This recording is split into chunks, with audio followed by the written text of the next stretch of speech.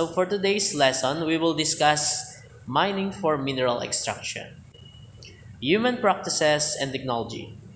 At the end of this module, we can describe how ore minerals are found, mined, and processed for human use, identify the effects on the environment of the extraction or harnessing of natural resources, and then explain how human practices disrupt the natural cycles and systems of Earth. The latest technological advancements have made a significant contribution to let people live in comfort and even in luxury, making people more dependent on technology. As men continue to consume products and enjoy services where technology is applied, more of the environment's natural resources being affected. Since man is part of environment and thus contributory to the cycles and systems of life, an inequitable consumption or significant alteration of one natural resources will definitely affect Earth's entire system. What are the common technological processes that man has invested and has been using to meet the demands of the developing world?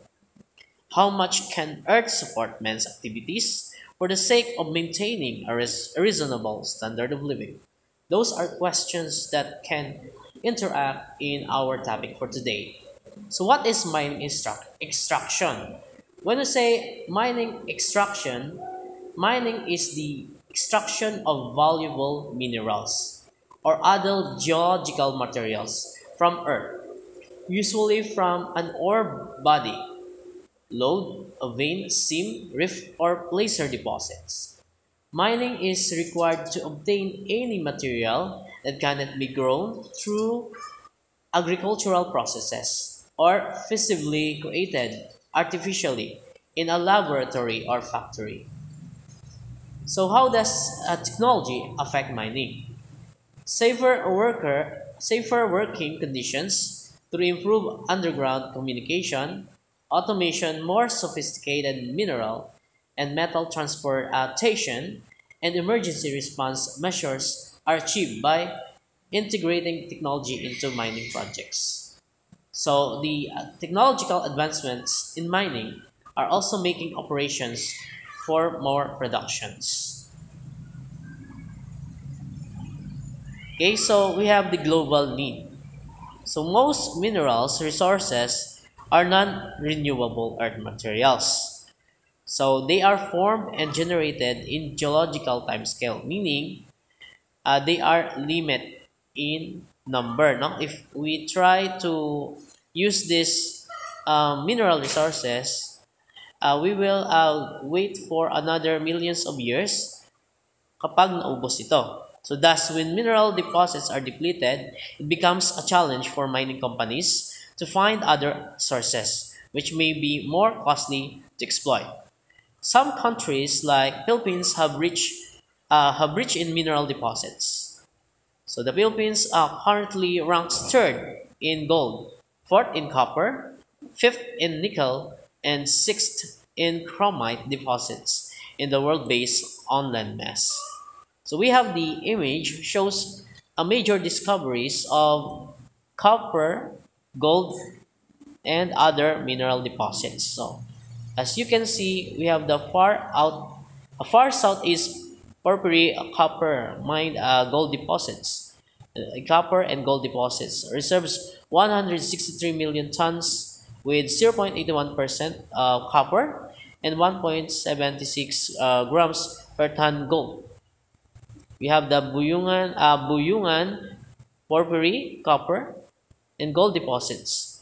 Resources 300 million tons with 0.6% copper and 1 gram per ton of gold. We have also the Tampakan or porphyry copper and gold deposits. We have the total of 700 million tons with 0.81% copper and 0.32 grams per ton of gold.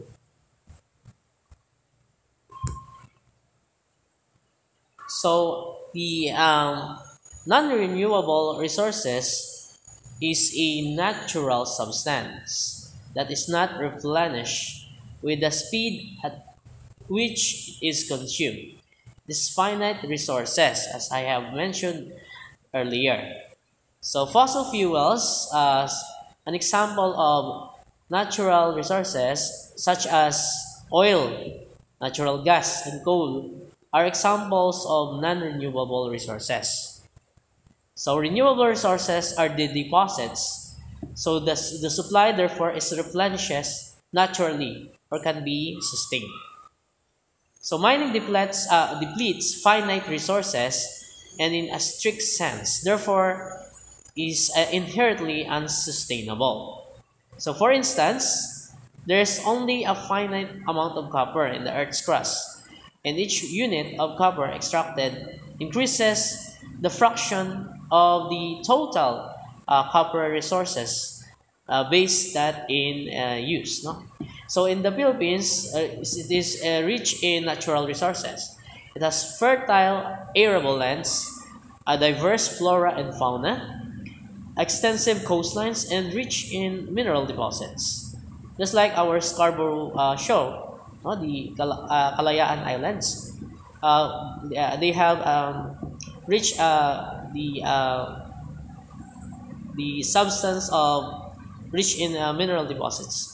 So despite the rich natural resources of the Philippines, the government is restricting its exploitation. The Philippines' top mineral exports are copper, gold, and nickel. Chemical analysis. Analysis is done to determine the grade of mineral ore, which will be used as the basis for economic production. The grade of the mineral reflects its economic value. Hence, mining activities could commence if the grade is high. There are different types of mining techniques, and these are after we proceed for our next slide. So, what is ore?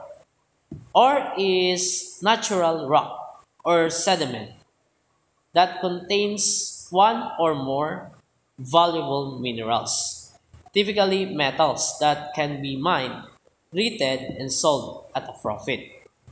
Ore is extracted from the earth through mining and treated or refined, often with to extract valuable metals or minerals.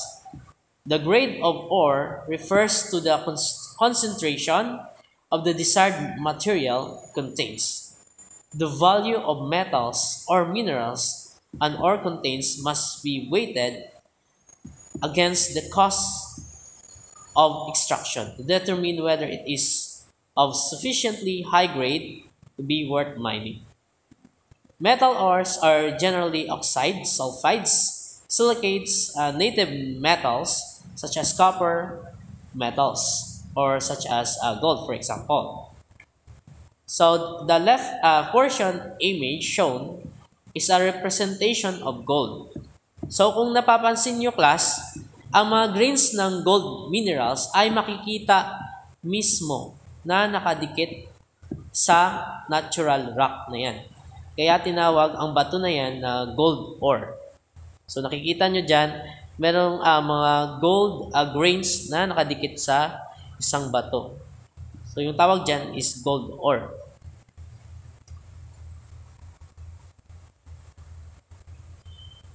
We have the first type of mining. We have the surface mining. So surface mining, this is a method of extracting ore or mineral near Earth's surface. It involves the removal and stripping of surface vegetation, dirt, and layers of bedrock to reach the mineral deposits. The most common type of surface mining are open pit mining, strip mining, mountaintop removal mining, and highwall mining. So in surface mining, a mine in which the ore lies near the surface and can be extracted by removing covering layers of rocks and soil. We have also the open pit mining. Open pit mining is the most common type of surface mining, where ore or minerals are extracted from an open pit or barrow. It appears like a terrace or may take the shape of a spiral, as you can see in our image. An open pit at Cortez Hills Gold Mine in Nevada. So in open pit mining, also known as open cast or open cut mining, is a surface mining technique of extracting rock or minerals from the earth by their removal from an open air pit, sometimes known as a barrow, as you can see in our image. We have also the strip mining. So strip mining is similar to open pit mining. The mineral being extracted, or for example, is very near to the land surface, but may be covered with layers of earth, rock, or vegetation. So yan yung pagkakaiba niya. It covered with layers of earth, rock, or vegetation. So in strip mining, it is the practice of mining a seam of mineral by first removing a long strip of overlying soil and rock. This activity is also referred to as overburden removal. It is most commonly used to mine gold and lignite.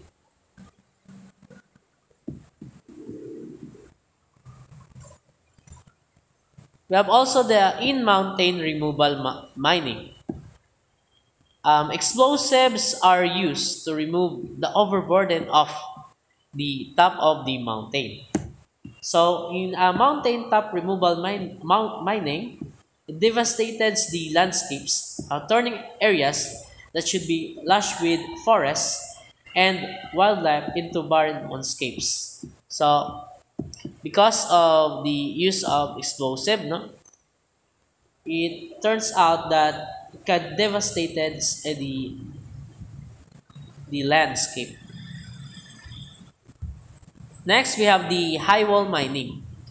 Highwall mining is a method for mining outcropping horizontal seams.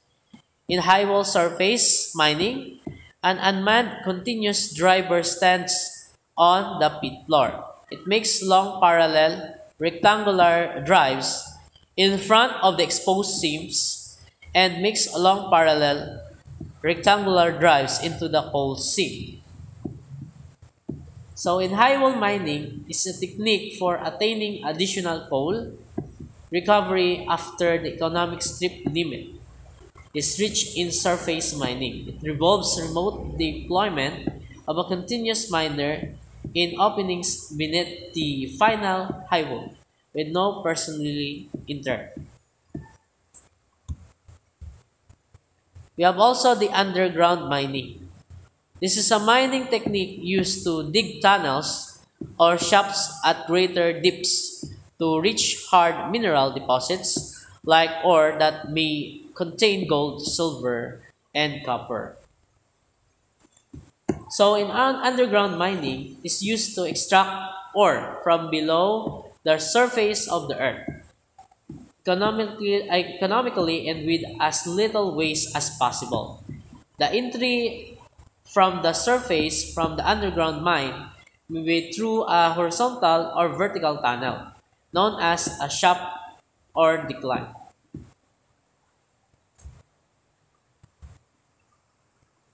In any of the mining techniques involved, the obtained mineral ore is processed to extract valuable metals. Mineral processing in this sense includes crushing, grinding, and washing of the mineral ore. Some metals present in ore are oxides or sulfides, depending on their chemical properties. In this case, the metal needs to be reduced to its metallic form through a chemical processing such as smelting.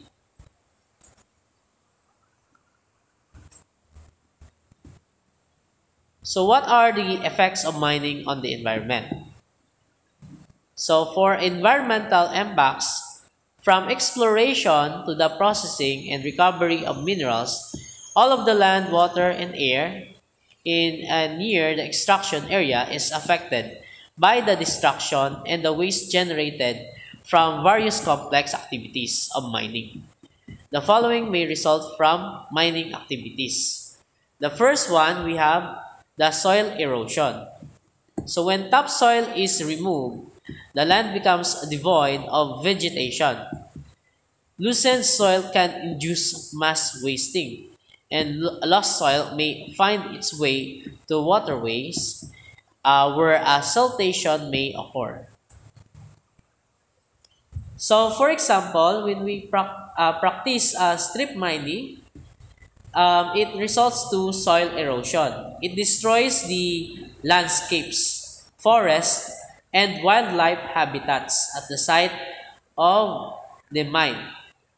When trees, plants, and topsoil are cleared from that mining area. This in turn lead to soil erosion and destruction of agricultural land. When rain washes the loosened topsoil into seams, sediments pollutes its waterways, as you can see in our image. Next, we have the dust. So mining for mineral extraction can result into dust. Dust for excavation and movement of equipment can generate a great deal of dust. So exposure to dust can cause irritation to the eyes, skin, and respiratory tract. And prolonged exposure can lead to a range of serious lung diseases, including silicosis. So the coal workers can suffer for chronic obstructive pulmonary diseases and lung cancer. So how do we reduce or do we control dust in mining? We will use additive in water sprays to suppress dust and adjust the droplet size of the spray according to dust particle size.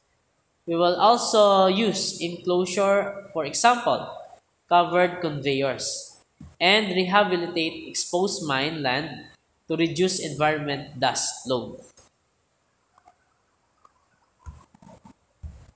We have also the disturbance and displacement of organisms.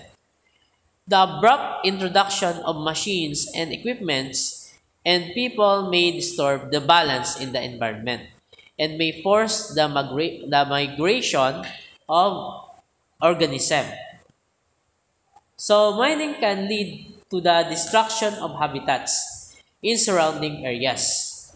So birds, animals, and creatures that depend on trees and plants for food and for shelter lose their homes or starve to death. So any remaining survivors are forced to relocate and find a new place. We have also the contamination of soils. So contamination of soils, surface water and groundwater by chemicals. So most minerals contain heavy metals which are toxic to organisms like animals and human use. Okay, so in soil contamination, the soil pollution increases the salinity of the soil, making it unfit for vegetation, thus making it useless and barren.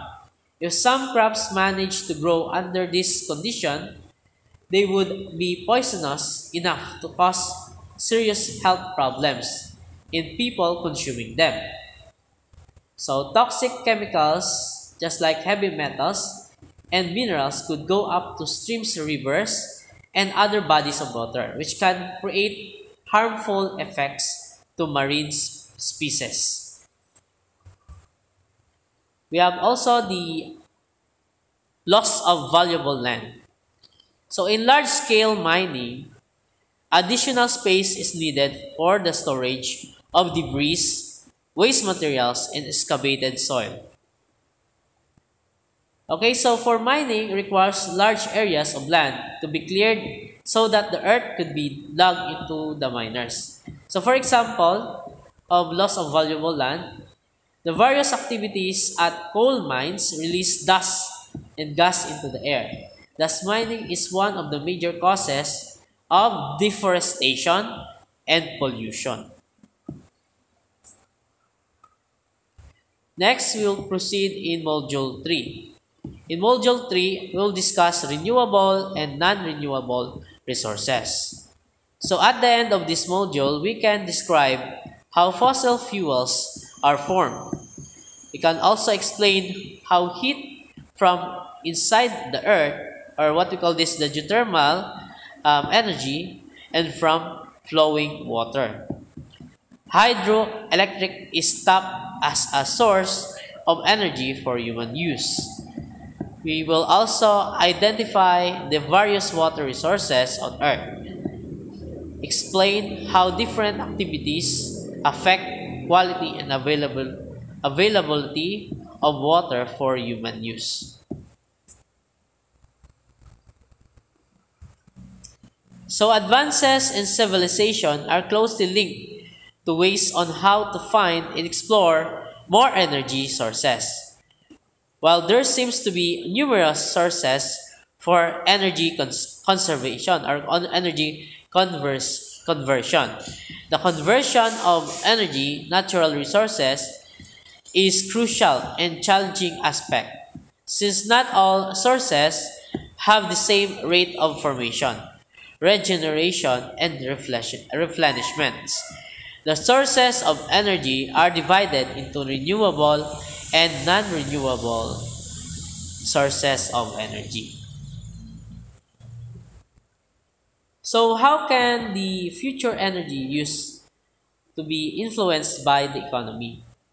It is thought that an increasing share of renewable energy in the energy mix of the country can help the growing future demand for energy, while influencing economic development. The energy consumption came from coal, oil, or natural gas, and renewable resources. We have also the non-renewable energy resources. Non-renewable energy sources are named as such because the rate of their formation is so slow that none could be formed over the course of human history. These resources are finite and once extracted, depletion may follow. Usually, non-renewable sources of energy refer to fossil fuel. For oil, natural gas, and coal, and natural energy. They are called fossil fuels because they were formed hundreds of millions of years ago by the action of heat from Earth's core and the pressure from rocks and soil on the energy, which remains or decaying plants and animals.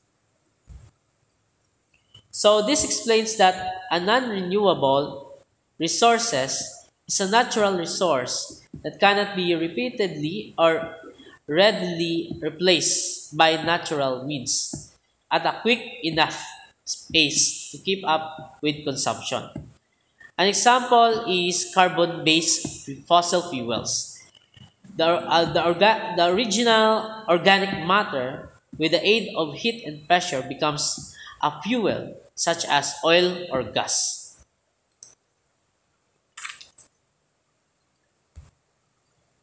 Non-renewable energy comes from sources that will run out or will not be replenished in our lifetimes, or even many lifetimes. So most renewable energy sources are fossil fuels: coal, petroleum, and natural gas. Carbon is the main element in the fossil fuels. For this reason, the time period that fossil fuels form about 360 to 300 million years ago is called the Carboniferous period. So all fossil fuels formed in similar way, hundreds of millions of years ago, even before the dinosaurs. Earth had a different landscape. It was covered with wide shallow seas and swampy forests, as you can see in our image. So in this image, the plankton and clay floating in water sink and accumulate. So the more sediment accumulate over the plankton, rich layer and compress it. That is pertaining to the sedimentary processes. So it turns out that the red arrow indicates the pressure, which increases as boreal dip increases also. It will result to organic rich mud turns into a black shale.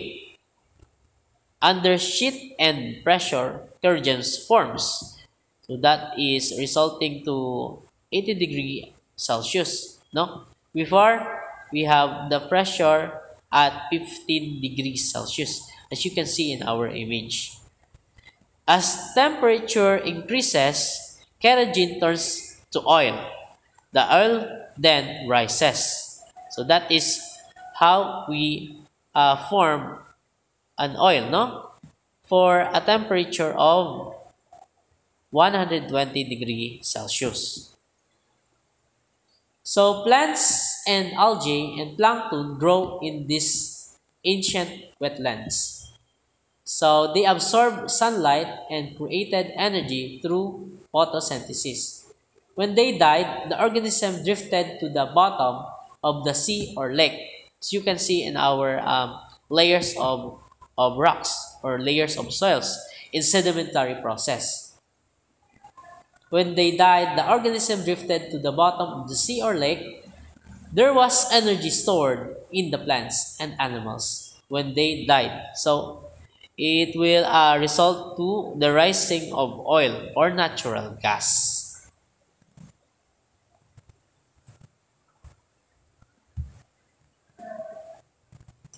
We have the different forms of non-renewable energy resources. The first one, we have the coal. Coal is formed from plant material that has been subjected to heat and pressure. Organic deposits from plant remains are collected in rocks and soils, submerged in water, and compressed by the weight of sediments over millions of years. So what is the importance of coal? Coal has many important uses worldwide.